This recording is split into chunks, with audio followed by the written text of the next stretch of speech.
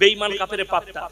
3 দিনকার ভালোবাসায় 4 দিনকার ভালোবাসায় একটা মেয়ে যদি ধুলাগড়ে কেউকে একদিন আই লাভ ইউ বলে দেয়, তারপর দিন হাতটা কেটে তার নামটা লেখবে সিপালি দীপালি, কি বুঝলেন, দিয়ে দেখাবে তোমাকে এত ভালোবাসি, তোমার নামটা লিখেছি। আবার মোবাইলে ফটো তুলে পাঠাবে, কেটে রক্ত বার করে তোর নাম লিখেছি। আবে তোর মা ছোট থেকে মানুষ করলো, তোর বাপ তোকে এত বড় করলো খাইয়ে, বাপের মহব্বতে একটা নাম হাতে কেটে দেখতে পারলি না, আর 3 দিন আই লাভ ইউ বলেছে তার নাম লিখে দিলি। নেমখারামির একটা সীমা থাকে। যেমন আমাদের দেশে কি বললেন শুনেলেন, আপনার এই যুবকরা শোনো, যে কোনো মেয়েকে আপনার পছন্দ হতে পারে, পারে না পারে? পছন্দ হতে পারে। আপনি আপনার পরিবারের দ্বারা, কোন লোকের দ্বারা আপনি আপনার মা বাবাকে বলবেন যে আমার ওই মেয়েটাকে খুব পছন্দ, দেখুন বিয়ে দেবে নাকি। প্রস্তাব যাবে মেয়ের বাড়িতে যে আপনার মেয়েকে আমার ছেলের খুব পছন্দ, দিবে নাকি জিজ্ঞেস করো। রিস্তা পাঠাবেন, তকদিরে থাকলে হবে, না হলে কি হবে না, পাঠাবেন। শুনেলেন কেন বললাম? হাদিস শুনে নেওয়ার পরে আল্লাহ নবী সাল্লাল্লাহু আলাইহি সাল্লামের কাছে উনার মেয়ের জন্য প্রথম বিয়ের প্রস্তাব নিয়ে গেছেন, তিনি হচ্ছেন হযরতে উসমানে গনি রাদিয়াল্লাহু তাআলা আনহু। জোরে বলুন সুবহানাল্লাহ। নবীজিকে গিয়ে বললেন ইয়া রাসূলুল্লাহ, আমি আপনার মেয়েকে বিয়ে করতে চাই। নবীজি বললেন এ উসমানে গনি আমার সাহাবী, তুমি ফাতেমার থেকে ভালো বিবি পাবে, আর ফাতেমা তোমার থেকে ভালো স্বামী পাবে।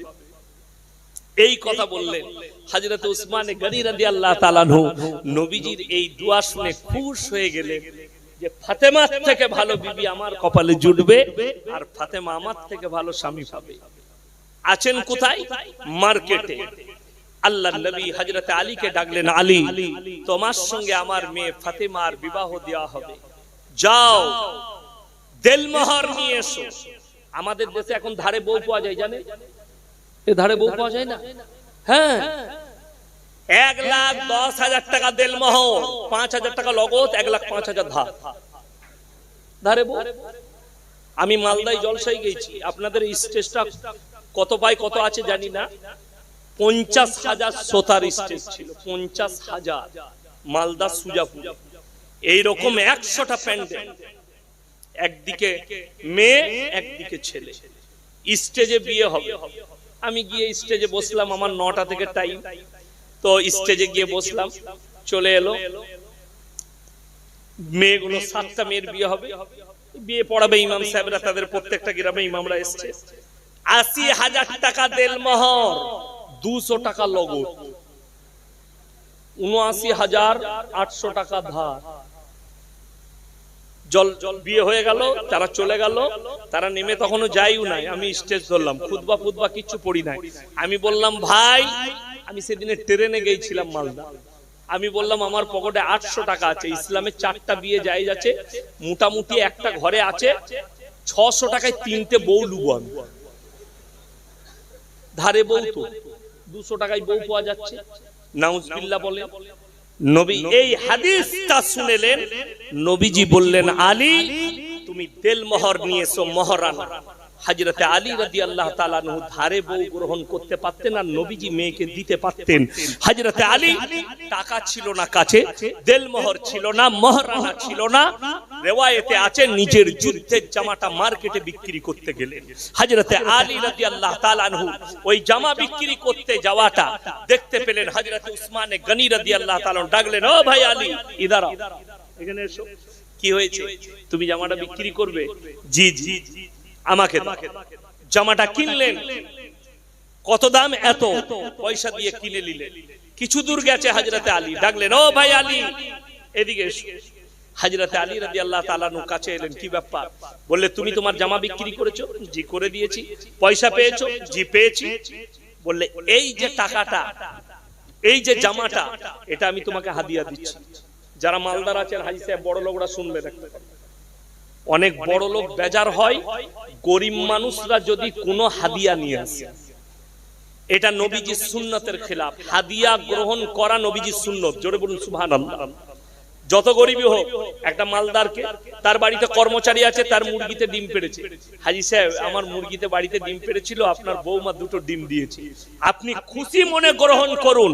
আর যদি মনে করেন এই আমার জন্য তোরা গরিব মানুষ এসব আনবি না, তাহলে আপনি নবীজির সুন্নাতটাই পালন করলেন না। আল্লাহর হাবিব সাল্লাল্লাহু আলাইহি সাল্লামের সুন্নাত হচ্ছে হাদিয়া গ্রহণ করা। দান আলাদা, হাদিয়া আলাদা। হাদিয়া মানে হচ্ছে উপহার, খুশি করে উপহার দেওয়া। দেখবেন অনেক জলসায়, অনেক জায়গায়, আমি বোম্বেতে জলসায় গিয়েছিলাম, তো ওদের সিস্টেম জানি না, স্টেজ থেকে নেমেছে সবাই মুলাকাত করছে আর হাতে টাকা দিচ্ছে। আমি টাকা কেন বলে হুজুর হাদিয়া। আমি তাহলে ঠিক আছে, হাদিয়া সুন্নত গ্রহণ করবেন। আতর দিয়া, টুপি দেওয়া, রুমাল দেওয়া, কেউ কি মেশওয়াক দেওয়া, এগুলো সুন্নত নবীজি গ্রহণ করতে হবে। হযরতে আলী গ্রহণ করলেন। হযরতে উসমানে গনি চোখের পানি ফেলিয়ে বললে, আলী আজকে আমি খুশি, আমি আল্লাহর শুকর আদায় করছি, আমার এই টাকাটা নবীজি সাল্লাল্লাহু আলাইহি সাল্লামের মেয়ে ফাতেমার বিবাহে দেলমোহর হিসাবে কাজে লাগবে। জোরে বলুন সুবহানাল্লাহ। কিন্তু হযরতে উসমানে গনি এটা বলেননি, মেয়েটা খারাপ, বিয়ে করি না। আর আমাদের দেশে কিছু মাল আছে, কারুর বিয়ে লাগলে নিচে করে বলে দেয়, ছেলেটা তো বাজে ছেলে, বিয়ে দিবি না। বিয়ে ভাঙায় না, ভাঙায় না, কথা বল। আপনাদের দেশে ভাঙায় না, ভালো পরেজগার লোক আছে, তাই না? আপনাদের দেশে পরেজগার লোক আছে, বিয়ে ভাঙায় না। শুনেলেন, কেউ যদি নাসারারা কন্ট্রোল করছে, তাই ইমানদারদের, মুমিনদের ভাষা কারুর কাছে পৌঁছাতে দিবেন। আমি গত পরশু একটা জলসা করেছি, ইউটিউবার একজন ছেড়েছে, সঙ্গে সঙ্গে রেড সিগন্যাল দিয়ে বয়ানটাকে মুছে দিয়েছে। কেন? বয়ানটা তাদের বিরুদ্ধে। সামান্য খালি আমি বলেছি, দিল্লির মাটিতে একটা মুসলমানদের ছেলে ম্যাড, পাগল, সে কিছুই জানে না। ম্যাড মানে কি? সে কিছুই বুঝে না, পাগল। শুনেলেন, সেই ছেলেটা মন্দিরে গিয়ে প্রসাদের একটা কলা খেয়েছে, তাকে বেঁধে হত্যা করা হয়েছে, পিটিয়ে মারা হয়েছে, তাকে পিটিয়ে হত্যা করেছে। আমার মুসলমান ভাই, এরপরও যে বেঈমান কাফের, যে নেমখারাম মুসলমানরা আমাদেরকে জিজ্ঞেস করতে আসে হুজুর প্রসাদ খাওয়া যাবে কিনা, তা তোমরা নিজেরা চিন্তা করো। যদি একটা কলার লেগে পিটিয়ে হত্যা করে, তাহলে তোমাকে এরা কি করতে পারে? আমার মুসলমান ভাই শুনেলেন, আমার এলাকায়, আমার গলসি থানায় আমার বড় বাবু সাক্ষী আছে, আমার সাথে ফোনে কথা হয়েছে, থানার বাবুদের সাথে কথা হয়েছে। একটা মুসলমানদের ছেলে পাগল। মুসলমানদের ছেলে কি? পাগল। একদম সত্য ঘটনা, মানে মাস 6 হয়ে গেল। ছেলেটা মানার কি, লোকটা একটু পাগল। আমার নানার গ্রামে বাড়ি ছেলেটা। তো কেউ প্রথমে বুঝতে পারেনি। প্রত্যেকদিন কি করছিল, যেখানে কোরআন থাকতো, আলমারিতে মসজিদে কোরআন থাকে না, থাকে না, রাতের বেলায় হেঁটে গিয়ে যে কোনো গ্রামে মসজিদে ঢুকছে, কোরআনের কাছে জুতোর মালা পরিয়ে দিচ্ছে। নাউজুবিল্লাহ বলে। একটা গ্রামে ধরা পড়েছে, তাকে মারবে, তারা চিনে না। আমার এলাকায় তাকে পুলিশকে ফোন দেয়া হয়েছে, তাকে তুলে নিয়ে গেছে। তারপরে খবর হয়েছে ছেলেটা ম্যাড। আমি থানার বাবুকে বললাম, স্যার একে শিকল দিয়ে বাঁধা দরকার। তো বলে, দেখুন আমাদের একটা আইনের ধারা আছে, আমরা এটা করতে পারি না, তার পরিবারকে করতে হবে, ডাক্তার দেখাতে হবে। তো তাদের বাড়িতে বলা হলো ফোন করে, চিকিৎসার জন্য তার চিকিৎসা করাও, তাকে বাড়িতে বন্দি করে রাখো। যদি এই ধরনের কাজ কোনো মন্দিরে গিয়ে করে ফেলে, তারা পিটিয়ে মেরে ফেলবে, তারা জানবে না। তারপরে অন্য গ্রামের মসজিদে গিয়ে করলে তারা মেরে ফেলবে, তারা ই করবে। তো তাকে মারা হতো, কিন্তু নিষেধ করা হলো, যেহেতু সে ব্রেনের দিক দিয়ে পাগল, তাই তাকে কিছু বলো না। আপনাদেরকেও নসিহত করে যাচ্ছি, যে ধর্মেরই ছেলে হোক, যে জাতিরই ছেলে হোক, যদি এই ধরনের কাজ করে, তাকে ফট করে হাত চালাবেন না। তার ব্রেন খারাপ আছে কিনা, সে ম্যাড কিনা, প্রশাসনের দ্বারস্থ হবেন, প্রশাসনের হাতে তুলে দেন, তার রিপোর্ট হোক। যদি সে পাগল হয়, তো তার পাগলের চিকিৎসা হবে। তার জন্য আমরা সব সময় মাফ করে রেখেছি। আমার আল্লাহ পাগল দিকে মাফ করে দেয়। জোরে বলুন সুবহানাল্লাহ। ওই জন্য পাগলদের জন্য শুনে নেন একটা সুখবর, কিয়ামতের দিনে আল্লাহ দরজা খুলে দিবেন জান্নাত আর জাহান্নামের, আর তাদেরকে বলা হবে তোমরা ইচ্ছামতো প্রবেশ করো। তারা জান্নাতে প্রবেশ করবে, তারা জান্নাতে যাবে, তাদের কোনো হিসেব হবে না। জোরে বলুন সুবহানাল্লাহ। আমার মুসলমান ভাই, ওই জন্য আপনার উপরে জাল ছুঁড়েছে, আপনি জালেতে ফাঁসবেন না। শর্ট করে কিরকম ভাবে ফাঁসছে আজকে মুসলমান, কিভাবে আমি মুসলমান মানে আমি নামাজ পড়ি, তাসবিহ করি, তিলাওয়াত করি, আমার বিভিন্ন কাজ আছে, আমি এই ধরনের কাজ করি মানে আমি মুসলমান। আমার ভাই মুসলমান নামাজ, রোজা, তাসবিহ, তিলাওয়াত এগুলো আল্লাহর হক, জিকির আজকার আল্লাহর হক। আপনি আল্লাহর হক আদায় করেছেন, কিন্তু শুনেলেন আল্লাহর হক যে আপনি আদায় করেছেন এটার নাম যদি ইসলাম হয়, আপনার ইসলাম বুঝে আসেন। পরিপূর্ণ একটা জীবন ব্যবস্থার নাম হচ্ছে ইসলাম। বিসমিল্লাহ। পরিপূর্ণ একটা জীবন ব্যবস্থার নাম হচ্ছে ইসলাম। আপনার খাওয়া দাওয়া, উঠা বসা, চলাফেরা, ব্যবহার, আখলাক, চরিত্র। ওই জন্য বুখারী শরীফের হাদিসে এসেছে, হে নবী, নবীজি বললেন, হে আমার সাহাবীরা শোনো, তোমরা ততক্ষণ পর্যন্ত মুমিন হতে পারবে না যতক্ষণ পর্যন্ত তোমার কাছ থেকে তোমার প্রতিবেশী সুরক্ষিত নয়। আপনি কতটা সুরক্ষা দিয়েছেন প্রতিবেশীকে, পরিবারকে, আপনার কাছের লোককে? আজকে বলে দিই মুসলমানদের, আপনি মসজিদ থেকে, আমাদের দেশে প্রত্যেকটা গ্রামে চায়ের দোকান আছে একটা, ফজরের পরে খুলে যায়, ফজরের আগে খুলে যায়, ঠিক কি না কথা বলে? ফজরের নামাজের পরে অনেক যতগুলো মসজিদ আছে সব গ্রামে পশ্চিমবাংলায়। কিছু মুসল্লির কাজ হচ্ছে নামাজ পড়ে চায়ের দোকানে বসা, না হলে মসজিদের বাইরে বসে এখন গোটা গ্রামের গীবত আর চুগলিগুলো ওরা করে।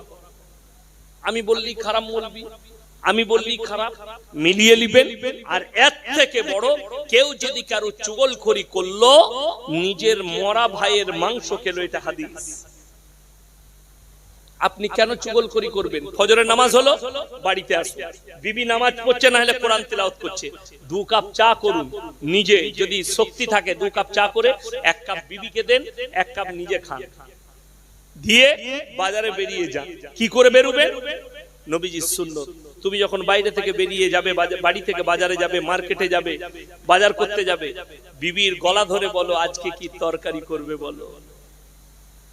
বলে তুমি যা খাবে তাই নিয়ে এসো, করে দেবো। বিবি বলবে, আপনি বিবিকে বলবেন তোমার পছন্দ মতো তরকারি করো, কপালে চুম্বন দিয়ে বেরিয়ে যাবে। আমাদের যুবকরা আমরা কি করি? আমি বাজার থেকে আসছি, রান্না করে ভালো করে তরকারিটা করিস বলে বেরিয়ে গেল, ঠিক কিনা? এ নবীর সুন্নাত নয়। তরকারি মজা হবে না, এমনি ঝাল হয়ে যাবে। বিবিকে মহাব্বতের সঙ্গে নবীর সুন্নাত, গলায় হাত দিয়ে বলুন, চা খেয়ে আজকে কি তরকারি করবে? যদি বলে আপনি যা খাবেন, আপনি যেটা এনে দিবেন মহাব্বতের সঙ্গে রান্না করুন, মহাব্বতের সঙ্গে। আমাদের দেশে আপনি মনে করেছেন খালি নামাজ পড়লাম, তাসবিহ করলাম আর তেলাওয়াত করলাম, আমার মতো মুমিন আর পৃথিবীতে কেউ নাই, তুমি ইসলামই বুঝতে পারোনি। পুরো জীবন ব্যবস্থা আপনার দ্বারা যেন কেউ কষ্ট না পায়, আপনার ব্যবহারে যেন কেউ কষ্ট না পায়। এখন যারা যুবক আছো তাদের লেগে বলে দিই, যুবকরা শোনো, দেখেলে আজকে পাপ কিভাবে আমাদের কাছে মুচুড়ে ঢুকে যাচ্ছে।